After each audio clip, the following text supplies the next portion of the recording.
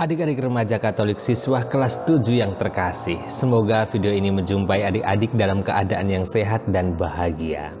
Kita masih di bab 1, manusia citra Allah. Kata kunci di video sebelumnya adalah unik. Masih ingat ya adik-adik ya arti kata unik itu?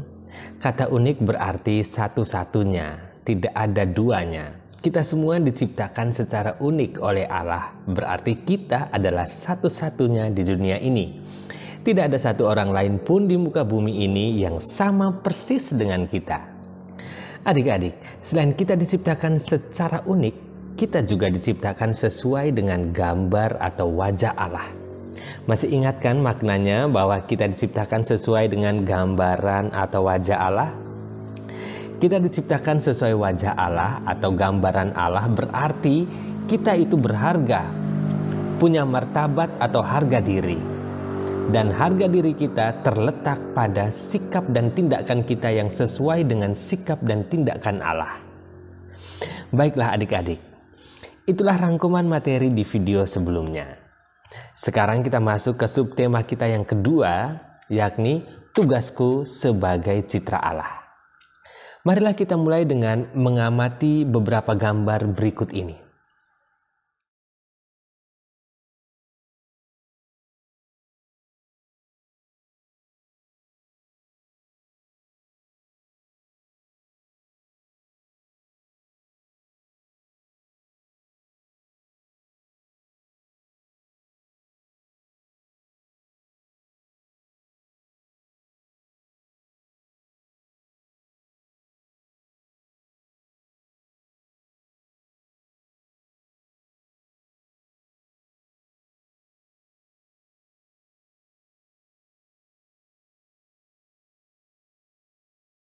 Adik-adik yang terkasih, apa pendapatmu setelah melihat gambar-gambar tadi?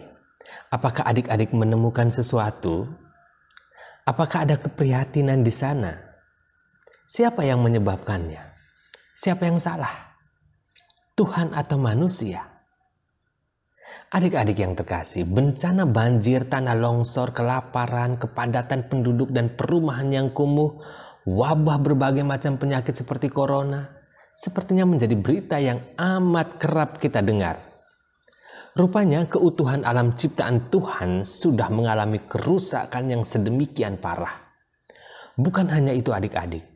Setiap tahun berbagai jenis tumbuhan dan hewan masuk dalam daftar perlindungan karena hampir punah. Perubahan musim kini makin tidak menentu. Kicauan aneka burung sudah jarang terdengar di alam bebas. Dan kualitas kesehatan manusia makin berkurang. Kenapa? Karena banyaknya polusi dan berbagai limbah pabrik. Kalau dipikir-pikir, alam ciptaan saat ini seolah-olah berwajah ganda. Di satu pihak kita manusia membutuhkan dan tergantung pada alam. Tetapi di lain pihak juga alam rupanya sudah menjadi ancaman bagi kita manusia.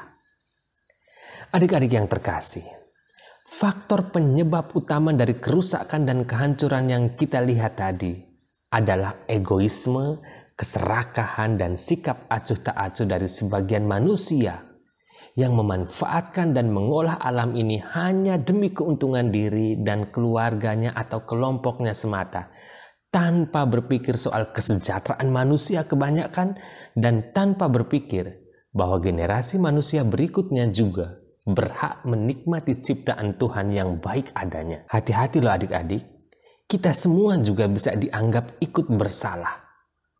Kalau kita tidak peduli terhadap perusakan yang terjadi, diam saja atau membiarkan orang-orang egois dan serakah itu tetap pada tindakannya. Kita harus mulai bertindak seperti tidak buang sampah di sembarangan tempat, atau ayo menegur mereka yang membuang sampah sembarangan. Atau mengajak mereka untuk mulai tidak membuang sampah sembarangan. Atau misalnya gerakan penghijauan, mulai menanam dan merawat tanaman di pekarangan rumah. Dan masih banyak lagi, mengajak teman-teman, orang lain tetangga untuk juga ikut menanam tanaman dan merawat tanaman di pekarangan rumahnya masing-masing. Adik-adik yang terkasih, siapa saja bisa menjadi egois, serakah, atau bersikap acuh tak acuh. Kita juga bisa jadi egois dan serakah atau bersikap acuh tak acuh.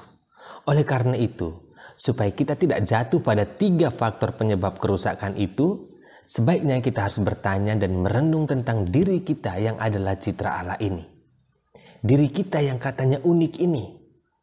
Mari kita lihat bersama-sama dari kutipan kitab Kejadian bab 1 ayat 26 sampai 30. Berfirmanlah Allah, baiklah kita menjadikan manusia menurut gambar dan rupa kita, supaya mereka berkuasa atas ikan-ikan di laut dan burung-burung di udara, dan atas ternak dan atas seluruh bumi, dan atas segala binatang melata yang merayap di bumi. Maka Allah menciptakan manusia itu menurut gambarnya, menurut gambar Allah diciptakannya dia, laki-laki dan perempuan diciptakannya mereka. Allah memberkati mereka, lalu Allah berfirman kepada mereka, beranak cuculah dan bertambah banyak, penuhilah bumi dan taklukkanlah itu, berkuasalah atas ikan-ikan di laut dan burung-burung di udara, dan atas segala binatang yang merayap di bumi. Berfirmanlah Allah, lihatlah, aku memberikan kepadamu segala tumbuh-tumbuhan yang berbiji di seluruh bumi, dan segala pohon-pohonan yang buahnya berbiji. Itulah akan menjadi makananmu. Tetapi kepada segala binatang di bumi dan segala burung di udara dan segala yang merayap di bumi yang bernyawa, kuberikan segala tumbuh-tumbuhan hijau menjadi makanannya. Dan jadilah demikian. Adik-adik yang terkasih, dari kutipan kitab suci tadi kita bisa ambil beberapa poin penting. Pertama, sebagai citra Allah, kita manusia dipanggil dan diberi tugas untuk beranak cucu dan bertambah banyak, memenuhi bumi dan menaklukkannya dan menguasai ciptaan Allah lainnya. Tetapi ingat, tugas yang agung ini perlu ditempatkan dalam konteks keselamatan yang dikehendaki oleh Allah sendiri, yakni keselamatan secara utuh dan terpadu, integral. Tidak hanya menyangkut diri sendiri, keluarga atau kelompoknya sendiri, tetapi juga erat kaitannya dengan ciptaan Allah lainnya. Oleh karena itu, manusia tidak dapat bersikap sewenang-wenang atas kuasa dan tugas yang diberikan Allah itu. Allah menghendaki agar dipakai bersama dengan orang lain demi keselamatan semua. Inilah yang dimaksudkan dengan keselamatan yang dikehendaki oleh Allah sendiri, yakni keselamatan semua. Jadi tugas untuk menguasai yang ada dalam teks tadi dipahami sebagai tugas untuk mengolah bumi ini. Dan yang kedua, tugas yang diberikan Allah itu sifatnya terbatas. Manusia tidak dapat menjalankan tugasnya melebihi kekuasaan dan batasan yang diberikan oleh Allah. Maksudnya begini, bahwa manusia perlu menjalankan tugas secara bijak dan demi kemuliaan Allah serta kebahagiaan manusia sendiri.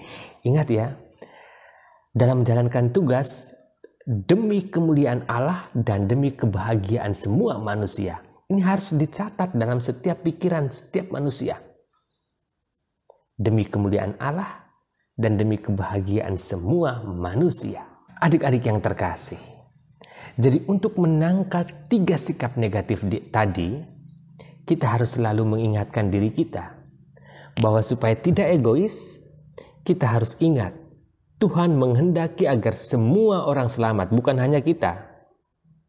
Supaya tidak serakah, kita harus ingat bahwa alam ini diciptakan untuk kebahagiaan semua orang, bukan hanya kita. Dan supaya kita tidak bersikap acuh tak acuh, maka kita harus ingat bahwa kita sebagai citra Allah punya tugas untuk bersama Allah menjaga dan mengolah dunia ini demi keselamatan dan kebahagiaan semua manusia. Ingat baik-baik. Oke, baiklah adik-adik yang terkasih, mari kita lihat kembali butir-butir materi kita pada hari ini.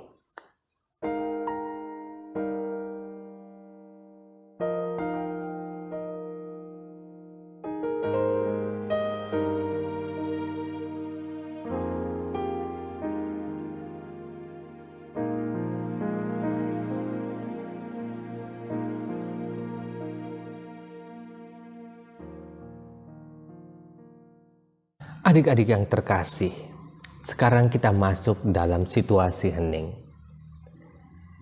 Mari kita pejamkan mata kita. Kita buka hati dan pikiran kita. Dan mari kita ikuti arah kalimat renungan ini. Adik-adik yang dikasihi Tuhan, hari ini kita telah memahami bahwa Allah menciptakan kita sebagai citra Allah. Dan kepada kita, Allah telah memberi kuasa untuk menaklukkan dan memelihara ciptaannya. Tentunya secara bijaksana, agar kelak tidak mendatangkan bencana bagi manusia. Namun adik-adik yang terkasih, kenyataannya banyak manusia mengeluh atas berbagai bencana yang menimpanya. Bencana yang terjadi sekarang ini tidak dapat disalahkan pada Allah. Sebab pada saat Allah menciptakan semuanya dalam keadaan baik adanya. Dan seluruh ciptaan Allah itu sudah diserahkan kepada manusia, kepada kita. Jangan-jangan kita pun terlibat atas terjadinya bencana tersebut. Kita dapat disebut terlibat bila kita tidak peduli terhadap gunung-gunung yang gundul dan tidak peduli dengan penghijauan. Kita terlibat membiarkan bumi makin panas sebab kita tidak berusaha menanam tanaman apapun di sekitar kita. Kita terlibat membuat banjir karena membuang sampah sembarangan. Kita terlibat jika kita tidak peduli keadaan di sekitar kita.